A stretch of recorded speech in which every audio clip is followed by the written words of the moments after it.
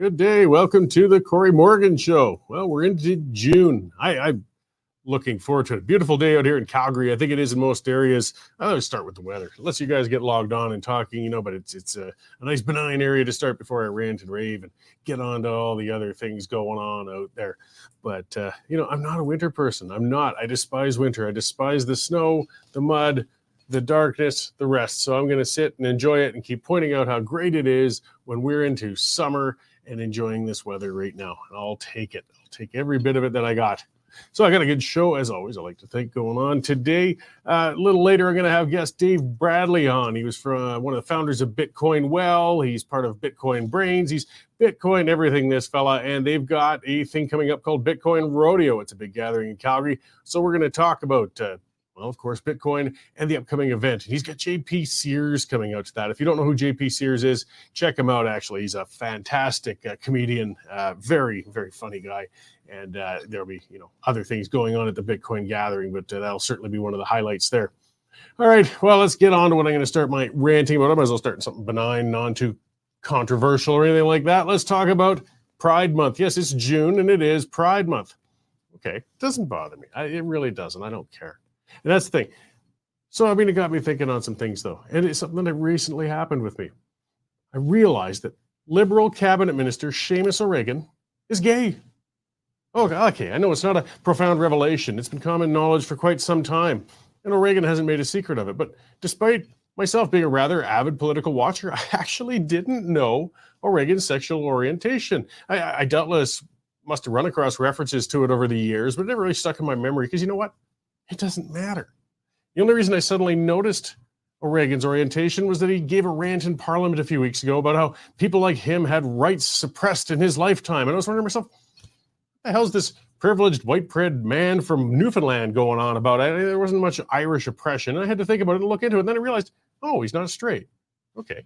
Well, I'm utterly indifferent to O'Regan's sexual orientation, just as I am with everybody else's. And it's a great development, though, because things haven't always been this way. If you might remember some of the older political watchers, former NDP MP Sven Robinson, he was the first openly gay member to serve in Parliament when he came out in 1988. Now, for most of his term, whenever Robinson was mentioned in a news or commentary, his status as a gay MP was almost always mentioned. Not necessarily in a derogatory way, but it was considered an oddity. His sexual orientation ended up defining who he was in the public eye for most of his time in office, whether he liked it or not. At least until he was convicted of stealing a ring and was thereafter remembered as a petty thief. Canada's evolved a lot in the last few decades, and mostly for the better. Most of us don't reference a gay MP or a same-sex marriage anymore. It's just an MP, and it's just marriage. It's not a gay couple, it's just a couple. This is where we need to be. This didn't happen overnight, though. It took decades of effort from activists within and outside the LGBTQ community. The Pride movement was an integral part of what fostered the changes in societal attitudes towards LGBTQ people. I was dragged down to a Pride parade by a girlfriend in the late 1990s. And the reason I was dragged wasn't quite because I was terrified of gay people, but I was still awkward and squeamish on the issue, as most of the people who grew up in the 1970s were. When I went to school, I would have been sent to detention for swearing in class, but wouldn't have gotten much more than a finger wagging if I'd have called a fellow student a fag. The word was in popular use back then, even on TV and in movies, believe it or not.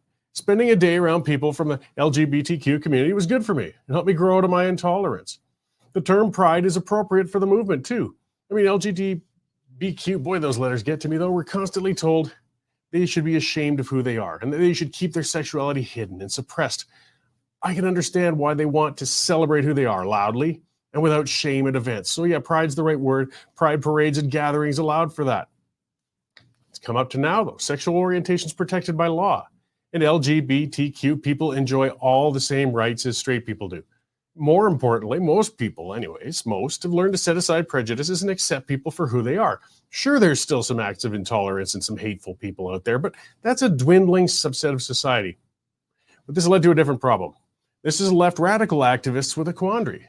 They've reached the goal line, but instead of being content and stopping, they're now continuing to push the line farther down the field.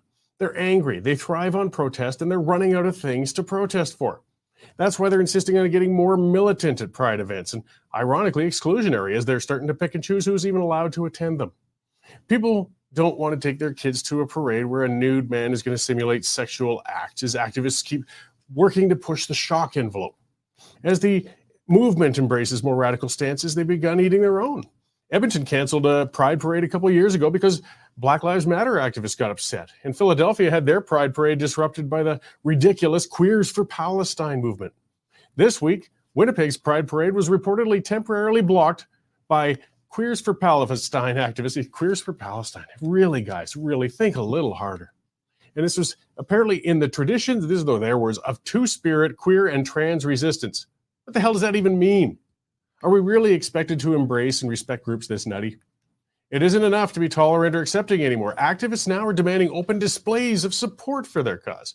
Businesses are shamed if they don't have enough rainbow flag stickers on display, and public figures are called out if they dare miss even one of the many, many pride events that happen in every city now. It really is reminiscent of the Seinfeld episode where Kramer wanted to take part in an AIDS march but didn't want to wear the ribbon. I don't know if you guys remember watching that. He was eventually chased by an angry mob for literally not wearing his allegiance to a cause on his jacket. The pride movement went from being a brave minority, and they were, to becoming accepted by the majority, to now starting to get dominated by a fringe minority. There's always room for a society to evolve further, and there's always going to be pockets of intolerance to battle. If the hill now, though, for pride activists to die on has become the perceived right for elementary school children to change their gender pronouns, I think we can safely conclude the pride movement has run its course. Maybe it's time to set that aside and move ahead. Well, that's where I'm sitting on those things as Pride Month comes along. Either way, I hope the events go well. And it's just, we got to distinguish between the activists and the people they purport to be speaking for, because the activists tend to ruin things for sane people quite often, especially when they don't find anything better to do. All right, let's do a news check-in with Dave and see what else is going on out there. Hey, Dave, how's it going? Yeah, it's going great, Corey. It's got to be the nicest day of spring so far. Yeah, no, it's beautiful out there. It was a great walk in here. How are things out of the compound? How are the bees coming along? How's the great dog? Oh, the bees are doing great. The dogs are jerks, and everything all is well. They bark their brains out back. The bears haven't been around. I really, though I'm going to complain about a much more things in the show, I've got nothing to complain about at home right now. Yep. Oh, awesome. That's great. Great news. Do you have Oilers fever, Corey? Nah, I couldn't care less about them. Oh, man. Not even that woman flashing? That was outstanding. I did see that coming along. Well, I guess if somebody's going to come along as a new celebrity out of Edmonton, she's earned her place. Yeah, well, we've got our Jonathan Bradley on the scene in Edmonton, and before this week, he knew little to nothing about hockey, believe it or not, but he's learning fast. So he's got a Oilers notebook that'll be up there every day with 3 or 4 tidbits on the game and the atmosphere surrounding it. And that young woman who did lift her top has been offered $100,000 by a U.S. porn site to come and maybe audition for stuff down there. So yeah, there's money to be made in that, Corey.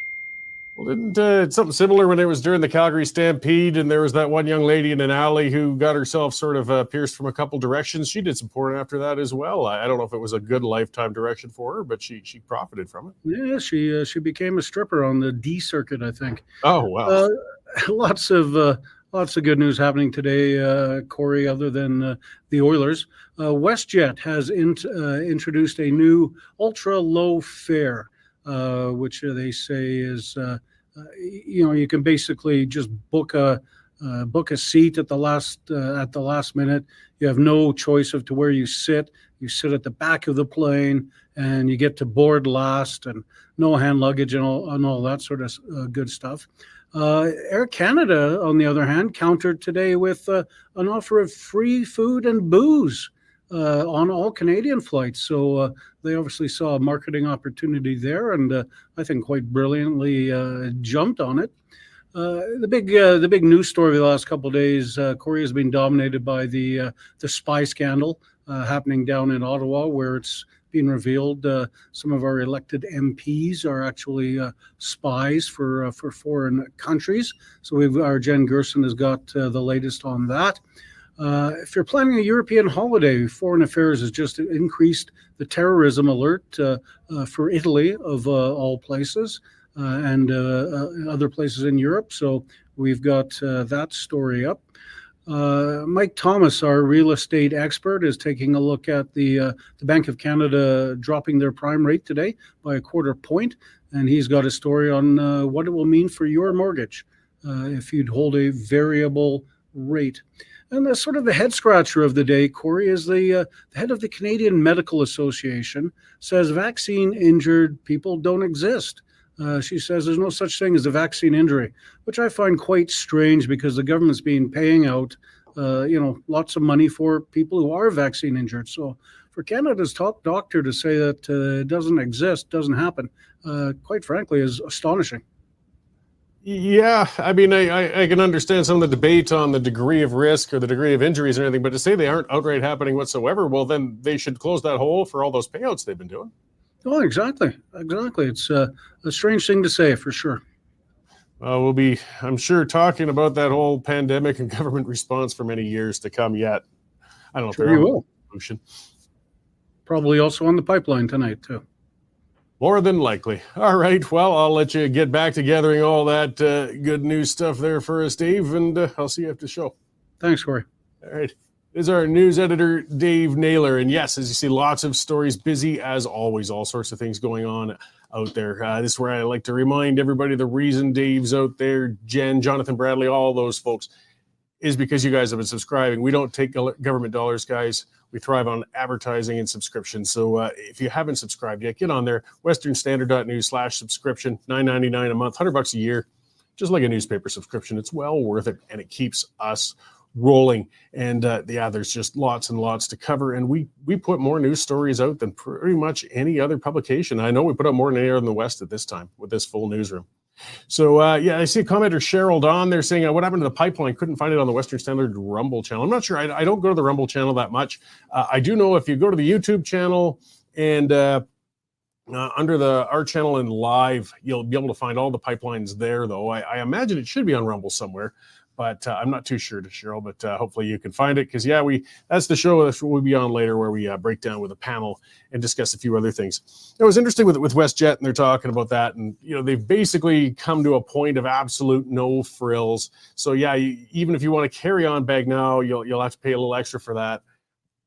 But, people get upset with airlines, and I can understand because I'm not a big fan of them. In my past incarnation, when I used to travel all through the States, I used to get some of those horrible flights with 10 connections, and it was just not an enjoyable experience. Bad customer service, a bad time in general.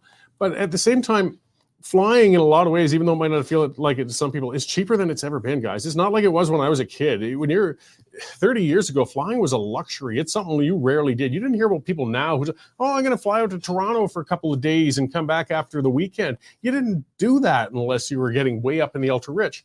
But the reason is because airlines have been responding. That's why they've been getting rid of those frills all the way along. The old days too. You used to fly on Ward Air and get proper silverware and, of course, an endless drink service coming to your table.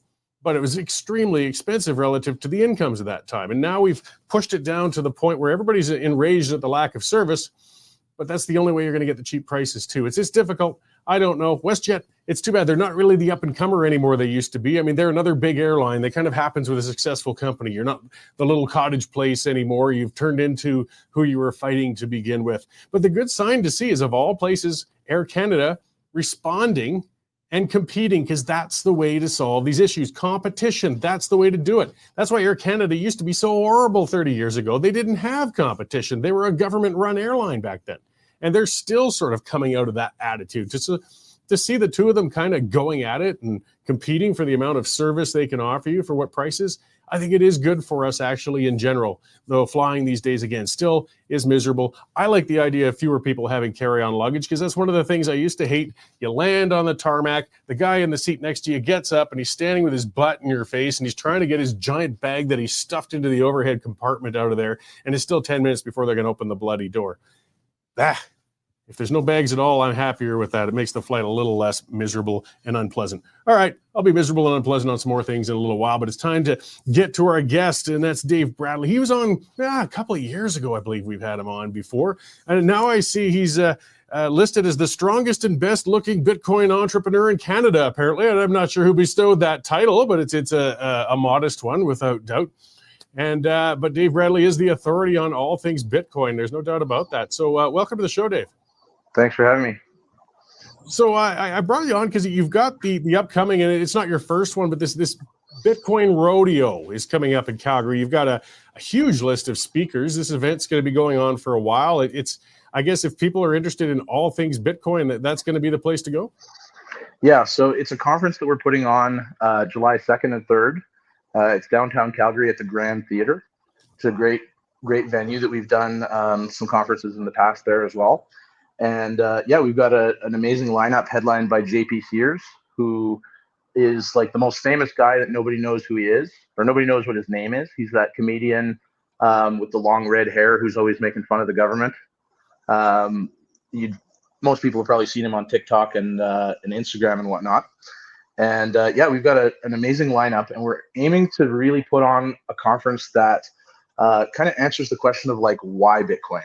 You know, it's easy to get lost in a technical topic like this, but we're making this a non-technical conference designed really for people that are kind of in the boat where you're at, Corey, where it's like, you know, you're a little bit aware of Bitcoin, but more importantly, you and probably a lot of your listeners, and this is something that I've experienced in sort of like the freedom community in Alberta, is that people have identified the problem that Bitcoin solves.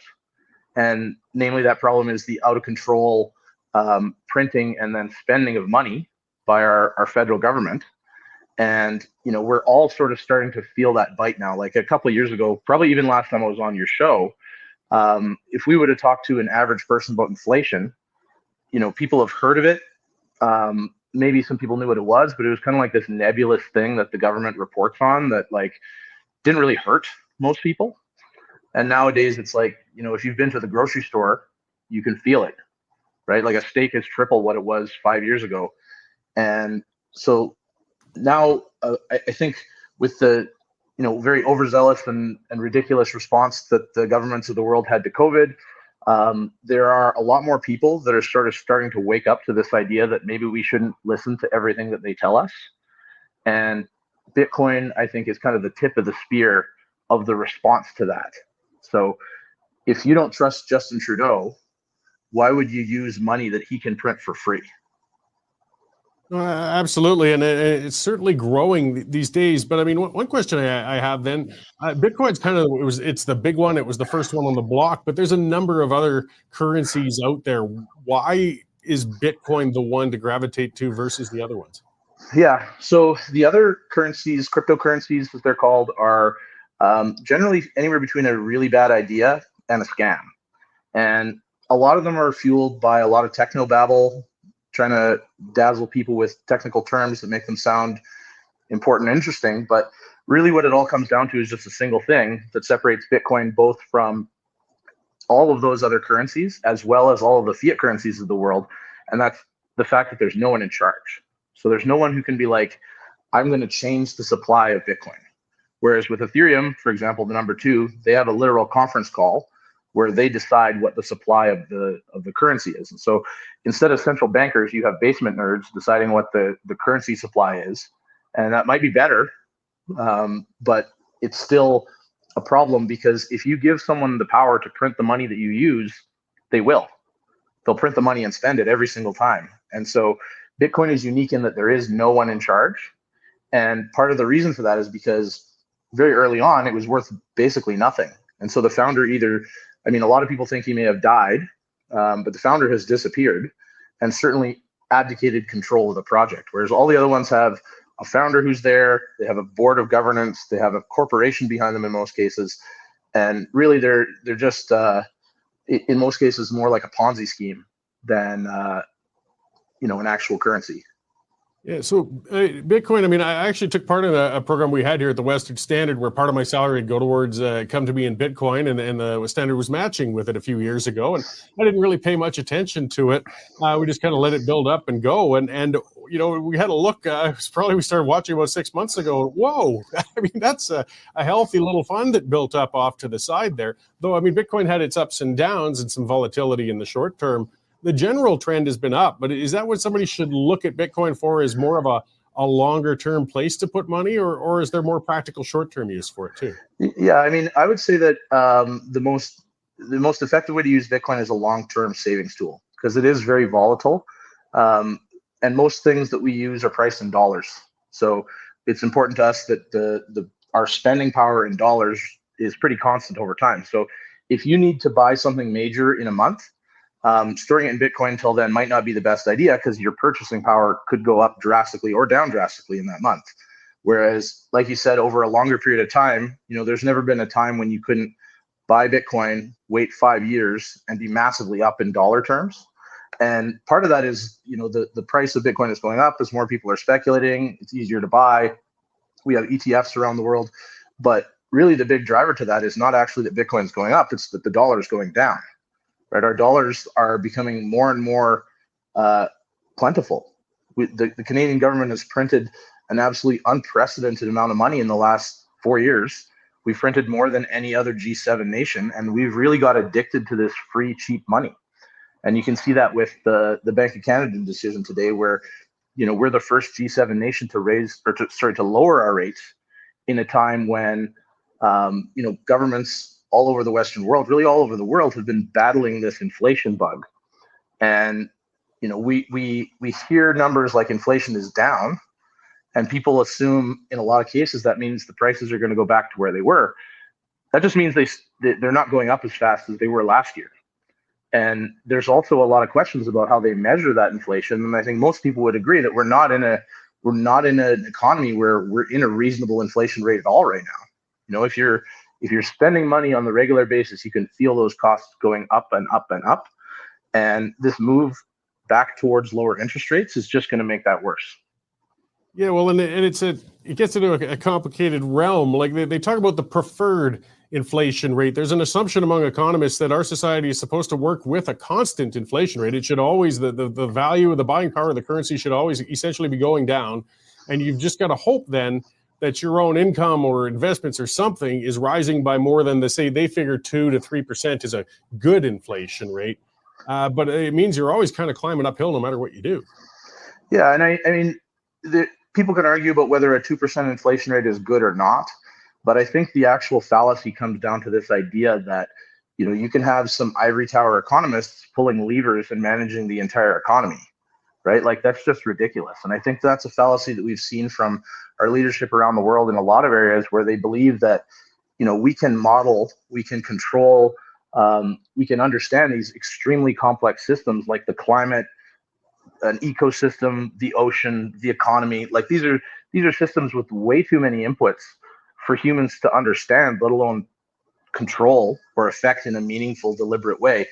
And this particular fallacy it goes right back to that same idea, the idea that the government can just control the entire economy by moving interest rates up and down, and somehow that is going to lead to more prosperity for everyone. I think that's a ridiculous idea, and I think that the idea of taking the money away from the people who spend the money is really the path out of this for us.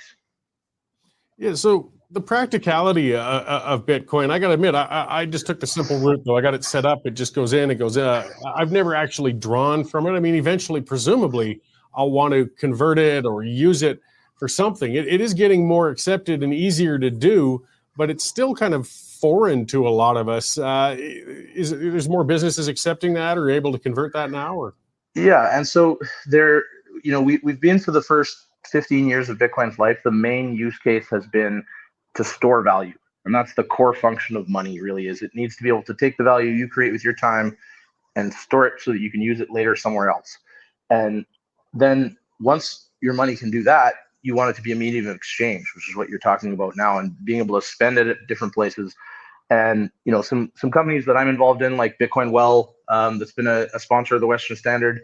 One of the main things that we do is we facilitate that transfer. So with Bitcoin Well, for example, you can buy just about any major gift card on the website. You can pay any of your bills that you can pay in your online banking, all with Bitcoin. So we've got a bunch of tools to facilitate that stuff. But there's actually another movement coming sort of in a grassroots way that's going really well here, but is popping up all over the world. And that's sort of this like circular economy spending. And so we're putting on an event, actually a little market that's free to attend. It's kind of like a flea market, farmers market type thing that we're going to be doing on Canada Day on July 1st, the day before our conference. And, we have a bunch of vendors come out that sell, everything from beef to honey and knickknacks and whatnot. And everybody takes Bitcoin. And part of where this came from was this idea that we've got within the Bitcoin community that, we can see a lot of the like sort of communist dystopian policies that the governments of the world are planning for us, with the central bank digital currencies and the climate lockdowns and all this stuff that, when they tell us what they're going to do, we should believe them. And I think the idea that at some point we won't be allowed to buy more than a certain amount of red meat is not at all far-fetched. And so that was literally like that idea is where the market came from, is we're like, I want to be able to have a place that I can buy my meat with money that the government can't stop. And so, buying beef from an Alberta rancher using Bitcoin, not in the government's currency at all, they're not involved in that transaction whatsoever. And if they try to say you can't have red meat, they're going to have a hard time stopping us. Yeah, so there's going to be, it's a great way to get off the government's grid, basically. I mean, the old way might have been, I guess, store some gold under your pillow and try and barter with your neighbors, but we've moved beyond that. I guess the international value of this, I mean, this coin doesn't recognize borders, right? You can go country to country and it'll still be a useful currency for you in some ways. Yeah, exactly. And we've seen that in a lot of places that have been troubled around the world. Ukraine, Venezuela was a big one. There was a lot of people escaping from Venezuela because they had Bitcoin. They were able to get out of the country as it descended into the communist hellhole. And, Bitcoin is one of only two currencies that is really accepted everywhere in the world. Every single country in the world, you can spend Bitcoins, you can spend US dollars. You can find someone to change your Bitcoins into the local currency. And that's not true for any other currency, really. And so Bitcoin is a really global currency, but it's also a censorship resistant currency, which is important in cases like what I described before. You can walk across a border with a memorized set of 12 words that's just as good as carrying your wallet. And there's no way for anyone to even know that you have those words in your head, let alone stop you.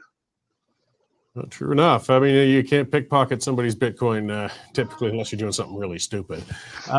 So just back to the rodeo before we wrap up. I mean, JP Sears, I'm enough of a political dork. Actually, I recognize that name the second you said it. But for those who aren't familiar with him, I mean, you're not going to go wrong by watching him. He's just hilarious. I love that guy. But I mean, some of the other sessions you got going on, I mean, there's a whole giant list of speakers. Are you going to be covering things like for people who are Bitcoin beginners, or is this kind of advanced, or is there a bit of both? What are people going to get out of this? Yeah, so we're aiming for it to be mostly targeting to people that are not yet Bitcoiners, that are potential future Bitcoiners. And so we're going to have a lot of topics like one of the ones that I think is going to be really good is why your small business should hold Bitcoin. So we've got a lot of topics that are about how Bitcoin can be useful to normal people in the real world.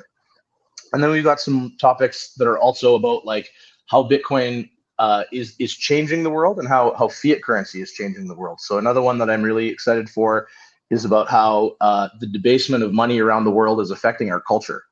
And I think if you follow the logic on that argument, you can trace it right down to all the ridiculous stuff that you guys were talking about in the lead in there, where how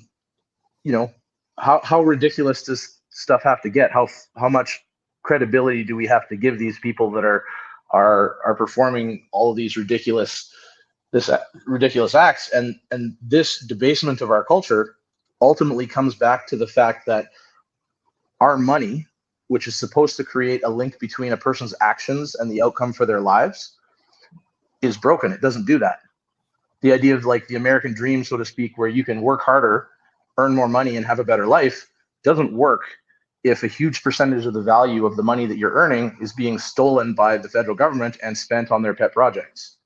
And when people feel that lack of connection between their efforts and their outcome, it leads to kind of this general malaise that you can see all across society. And it actually plays a role in this entire meltdown that we're going through in terms of the the crumbling of our cities. This all comes from fiat currency. So we're going to hope to talk a lot more at the conference about what this actually means and how important this is to everyone. And I think people in the sort of freedom community, people who've woken up to the idea that we don't necessarily need to trust the government, that's our ideal audience. And so we've got a promo code Western Standard. Anyone can get tickets on bitcoinrodeo.com, and that's good for $50 off with that promo code. Oh, right on. So, yeah, I didn't know about the promo code. Okay, I'm glad you threw that in while we were here. And yeah, I was just going to ask on closing then. So, one more time, the date's going to be in Calgary, and bitcoinrodeo.com is where to sign up. Yep, July 2nd and 3rd. July 2nd and 3rd. Well, thanks, Dave. I appreciate that. I hope the conference goes fantastically. I'm sure it will. This isn't your first rodeo. And I appreciate you breaking all that down for us. So, we'll look forward to the conference there and talk again soon. Yeah, thanks for having me. Take care. So that was Dave Bradley, as I said, all things Bitcoin. And yes, the Bitcoin Rodeo is coming. And, there's some good questions I saw in the comment scroll. I don't want to get into a debate about it because there's a lot of debate on the whole things with all that. I wanted to speak mostly on the upcoming Bitcoin Rodeo conference. It's a good spot if you had more questions about it as well. Don asking about, that was a good question about how's El Salvador doing with that national Bitcoin thing, because El Salvador got so messed up. I think they decided to make Bitcoin like their national currency. I'm not sure, actually. I have to look in to see how that all kind of came out. Joseph, so certainly got some strong doubts about it. And but one you mentioned is, what if the internet crashes? How do you access your money? Well, realistically, right now, all of us are so dependent on the internet. I don't carry a heck of a lot of cash in my wallet anymore. If the internet crashes like so badly that it's gone for weeks, well, we're going to be in a catastrophe anyways, because my banks won't be able to give me any cash or money or do any transactions or anything anyways. So we're just as hooped. One thing I'll say, when you talk about government control, and you said any government can control Bitcoin, well, the government really wanted, I'm sure, to get everything they could when they seized people's bank accounts in the past, but they didn't get anybody's Bitcoin. I'm not going to say that Bitcoin's bulletproof. Who knows? But it seems to be safer than keeping your money in the bank in Canada these days. Anyways, I wouldn't advise everybody, of course, put all your money into Bitcoin. That's not my role. I'm not a financial advisor by any means. I found it kind of neat, like I said, that just a little bit of came off my check and went into that Bitcoin account we started a few years ago. And Bitcoin has really gone up like a crazy amount this last few years. So that did quite well. But if you look at the chart over the last few years too, the Bitcoin value still has some, it generally goes up, but it's got some big dips. So if you were using it week by week to buy things, you could kind of hoop yourself, because you buy something with it one day and it turns out that the value of the Bitcoin went up 20% the next day or 10. Yeah, it's not quite that fast, but, shot up. You might not do well with your purchase on it. But it's an interesting development, and anything I think, personally, I like it as a hedge, for what I've got. I know I've got something that's in a side savings account that is independent from the fiat currency of our current government. Similar, I guess, though. I mean, as Joseph said, metals, they're a good idea. Gold, silver, things like that. Have something that's outside of the government control. Maybe they'll end up controlling it later. I don't know. Our government's too stupid, I think, to break into Bitcoin. They can't figure that out. I mean, again, look at the prime minister. But either way, if you're interested, hit that conference. Don't forget Western Standard. That's the promo code to put into it, and you'll save yourself $50 because there's got to be a couple dozen speakers over those couple days, so they'll answer a whole heck of a lot of questions on it, much better than I would be able to. But speaking of economic retardation and foolishness, let's talk about the NDP. Jagmeet Singh, the champagne socialist who likes to stand up there in his $2,000 tailored suits with his Rolex, next to his sports cars, to tell us all to tighten our belts and live in a nice socialist world. But they've got their big thing. They've made it their hill to die on, the whole grocery pricing thing, the issue. And it's just so friggin' stupid. I'm getting sick to death with people losing it at grocery retailers. I know Galen Weston isn't a nice guy. I know that Loblaws had a record profit. Who cares? Buy shares in it then, you wimp. God, bitching about somebody making a profit, it's not a bad thing. And guess what? That record profit, yes, it's in at 1 or 2 billion level. But the margin, people, the margin, use your economic common sense. Their margin is under 4%. The reason the profit is in the billions is because they're selling hundreds of billions, because there's hundreds and hundreds of outlets across the country selling groceries to millions of people. They don't have much room to move on the prices. We have a problem with higher prices. We covered a little of that when talking to Dave. It's because our idiot government is printing money and borrowing money so fast that your dollars aren't worth a crap and everything goes up, including your food. The reason people get upset about it when it comes to food is, of course, food's a need. It's not one of those things you can say, well, I'll just stop buying groceries for a couple of months until things stabilize or I get a little more money. No, you have no choice. You've got to keep buying it. And you end up finding yourself buying less or buying stuff of a quality you wouldn't want because you can't afford it. You get concerned. Fair enough, but direct your ire in the proper direction. It's not the retailers, guys. It's not. It's been studied. The Competition Bureau dove into it. Even Prime Minister Ding Dong thought we've got something here for sure. So he directed the Competition Bureau to investigate and dig in. The Competition Bureau came out with a report and they said, yeah, their profits are actually modest. It means they don't have room to cut the prices. But Jagmeet Singh's putting another motion in Parliament today. It'll probably fail. I hope so. Even the Liberals aren't this stupid. But basically saying they want to force grocers to either reduce the prices of their food. Yeah, force them to reduce the prices of their product, or they're going to cap food prices. This is the height of stupidity. This is dumber than anything I even expected out of Jagmeet. He's pretty friggin' dumb. Anybody who's a socialist can't be that bloody smart, at least not economically. How well did they eat in Russia, guys? The food prices were capped there. Venezuela capped their food prices too, guys. How did that go for them? Oh yeah, in Venezuela, they literally ate their zoo animals. That's how bad it got. You gotta leave the supply chains alone. This government is incompetent. This government is, any government's incompetent. Keep them out of your food supply chains. You cap the prices on these things. You take away the profit from the retailers, guess what's gonna happen? They will close their doors. It's as simple as that. They are millionaires or billionaires who own it, but people also forget, who's the majority shareholders? Pension plans. You own those grocers too. The Canadian pension plan owns a whole pile of Loblaw stock. So if you plan to take CPP, actually a little bit of that profit's actually coming to you. You're a shareholder in them. But if they can't make money, they can't. And when you're running on a lower than 4% profit margin and you've got a foolish government that forces you to lower prices, you close your doors. They're not a charity. So then what happens? Where does our food come from? Whose sources, when you go into a store and find literally thousands of items and brands, who's going to organize that once the big retailers say, we're done, we're out, we're pulling out? You got to remember, the fart catchers of Trudeau who felt he was onto things and smart and, constantly villainizing our grocery chains and such and trying to imply that they're gouging Canadians and screwing them, and that there's huge money being made and huge record profits. And they came out publicly and said, we're going to get some big European grocery chains to come out here to Canada and set up shop and compete with these guys. Guess how many European chains have come out so far? Yeah, goose egg, zero. Not a single one. Who in their right mind would want to relocate to a country with a government that's talking about forcing you to cap your prices at a certain range? With a government that's going to call you virtually a criminal for having a profit margin of under 4%.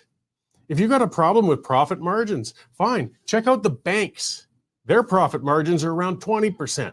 Look at the margin. That's when you know if you're getting screwed as a consumer or not. Not the gross profit number. Look at the margin, because that's where they got room to move on the price, if they're going to have room to move on the price. And I don't want government to intervene on large profit margin area of business either. I'm just saying, if you are ticked off about paying too much for things in the world, look in the right directions. You want to know one of the highest profit margin industries in Canada? Dairy farmers. Yes, they're well over 20% profit margins because they've got that protected supply management system where they literally make it illegal to sell more than a certain quota, and it forces the prices to stay higher and it keeps their margins higher. Is that better? Because that's what happens when government controls the price. Then the best lobbyists get the money, and the consumers, as always, take it up the tailpipe. because we've got some of the most expensive dairy on the planet in this country. We have huge agricultural country, all these lands, and we pay a fortune for it. That's what happens when government starts getting into the food business just on a micro level. Now think of if these dingbats manage to make Loblaws pull out, or Walmart, and they will do it eventually. We've seen it in the States, with some of these, it wasn't the price controls going on, but it's when you had these idiotic areas like San Francisco and Portland and progressive areas that, again, villainized the large business owners. And they basically said, we're going to let the shoplifting go. We aren't going to intervene. We're going to let the thieves just keep stealing from you. So they closed. They said, well, that happened in Chicago too. Well, we're out. We're gone. They closed. Then this community doesn't even have a large one. And then you listen to it shows the stupidity of the progressives. It shows the stupidity of the identity politics. Because I remember some of the howlings too. They're saying they're all moving out of the racialized neighborhoods and it's racism is why they closed the doors. No, it's not. It's because they were getting robbed blind. And the government was saying, we're not going to protect you. They were saying, essentially implying that you have a moral right to steal from them. We had a movement in Canada here. I mean, they've been doing that boycott Loblaws crap for a while. It obviously failed. But they've been talking about having this national shoplift from Loblaws Day. They really were. There was people trying to organize that. You have people organizing, trying to get other people to break the law. What the heck is our society doing? What have you gotten to there? And I'm not talking about some obscure law, parking tickets, or something that's questionable. Stealing the property of another. Simple, basic law. It cannot be allowed to happen yet. I didn't see anybody charged for trying to organize that. I mean, wouldn't that be trying to counsel committing a crime? Is it impossible to track down who was trying to organize that? Though I don't think it amounted to anything anyways, because thankfully most people aren't bloody thieves anyways. But just this foolishness. So when Dave was talking about, how stupid government is and, wanting to keep your funds as clear of them as possible. There's one of the examples. Here's another one. This has been a good one too, right? So the CRTC, this is one of the big areas of the Trudeau regime in the last few years too, controlling information, controlling media, controlling the messaging. Of course, any dictator wants to do that. They don't like hearing outside voices. So now the CRTC, emboldened by crap like Bill C-68, C-11, all these other controlling bills, has said they're going to require online services to contribute 5% of the Canadian revenues to support the Canadian broadcast system. In other words, we're going to steal 5%. I'll call it theft. They're going to steal 5% of what they make from Netflix, Disney. See, is that that demonization of other service. Well, Netflix is big and Disney's big. Well, guess what? The little mom and pop streamers don't exist, guys. There's only big ones. And you all whine your heads off when Netflix raises their prices by $1 or $2 a month. Well, why do you think they will? So when the government's going to steal 5% of their revenues, they're going to raise the prices even further. And then, they're going to give that to support the Canadian broadcasting system. Oh, good. So that'll go towards more, CBC-style gems of crap that nobody wants to watch. That's the only way those things get produced. They don't get produced based on people actually wanting to consume the content. They just get produced because they get a grant from somebody in the government. And they've stolen that money from the streaming services. So nobody cares. They'll make a stupid documentary or a bad comedy or whatever that nobody's going to view. But as long as they got the paycheck from stealing 5% from the streamers who actually provide citizens with what they want to watch, the grifters will come out and they'll make those things. As Ian Leslie said, somebody's got to pay for the CBC. Yeah, and this is above and beyond though, right? The CBC is already taking $1.4 billion a year in tax dollars. $1.4 billion. And then they steal, and I'll call it stealing again, because if you get that much in tax dollars just to pay for your operations, they sell advertising for hundreds of millions a year too. But that's stealing it from the private market because the private broadcasters can't compete with them on advertising dollars. I mean, when you get $1 billion in the bank, you can really undercut the advertising rates. And this disrupts the market. This makes for worse content. This is the cycle. This is what it leads to. The incentive, again, isn't to make a better production that people want to pay for or that streaming services want to carry. Now the incentive is, what's the best application I can put forward to the Heritage Department to get my grant to make my production? They don't worry about whether people want to watch it. They just want to make sure all the DEI checkbox are hit. And then they'll get their check and they will make some piece of garbage that nobody will watch. But you will get to pay for it, guys. You. Because, again, Netflix, Disney, Prime, they're charities. So when the government starts stealing more of their earnings, revenue, and profit, they're just going to pass it down to you. And here's another one, a Liberal NDP bill Getting back to that speech, getting back to control. They want to ban pro-oil speech. They really do. This was stuff that Charlie Angus, one of the nuttier NDP MPs, came out with a while back. Said he wanted to make it illegal for oil companies to say nice things about what they do. Well, this liberal NDP bill now, Angus was shut down because, oh my God, that's too insane. That's over the top. It's over the edge. Well, now that Singh and Trudeau were cuddling in bed together and thinking about it, maybe we could control those oil companies. So yeah, they want to basically fine oil companies for daring to point out on how they've been reducing emissions or how they've been doing anything good. They want to gag them. They want them to look at their shoes and apologize for giving you a service that keeps you from freezing to death in the winter. It keeps your lights on and keeps your vehicle running.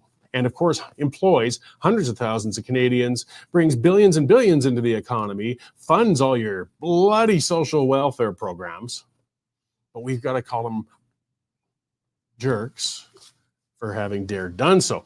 And they are not allowed to defend themselves. That's scary. The government's banning self-defense verbally for these companies. This is insane. But again, insane, right? The other thing, one thing I'll leave off on another note, every party dead silent on foreign interference. It sounds like every party might have an MP or two who's been compromised by foreign interests. I don't care which party it is. Name the bloody names. This is insane. The stuff we got going on in this country. All right, well, I'm all out of ranting time. I have one comment from one of our commenters. I'll read one more time. Are they going to ban the Edmonton Oilers because it promotes oil? We'll see. I wouldn't put it beyond them anymore. So either way, guys, again, make sure to take out a subscription, westernstandard.news/subscription. This is how we keep rolling.